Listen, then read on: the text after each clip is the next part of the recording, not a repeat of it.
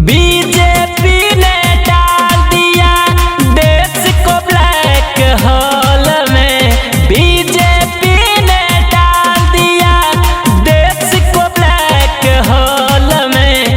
गन्ने का जूस बेच रहे मिला करके पेट्रोल में। गन्ने का जूस बेच रहे मिला करके पेट्रोल में। महंगी महंगी गाड़ियाँ कबाड़ हो रही झोल में। गन्ने का जूस बेच रहे मिला करके पेट्रोल में।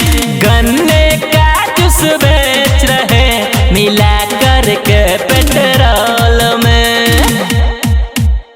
सड़कों पर अब जाम है, पहिए सारे थम गए।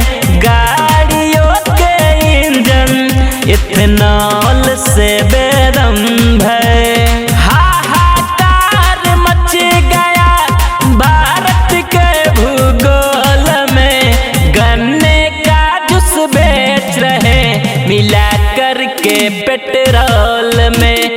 गन्ने का जूस बेच रहे मिला करके पेट्रोल में। तेल के नाम पर लूट मची कैसा ये अंधेर है। आंदोलन की आग लगी जनता कर रही ढेर है। एक्सप्रेस वे में गड्ढा है मंत्री खुश है टोल में। गन्ने का जूस बेच रहे मिला करके पेट्रोल में।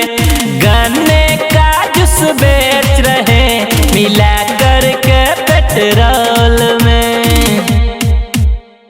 आवाज उठाओ तो कहते ये तो सब गद्दार है।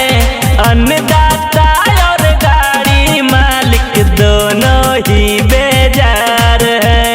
भीम सिंह अब खोल रहे पोल भरे माहौल में।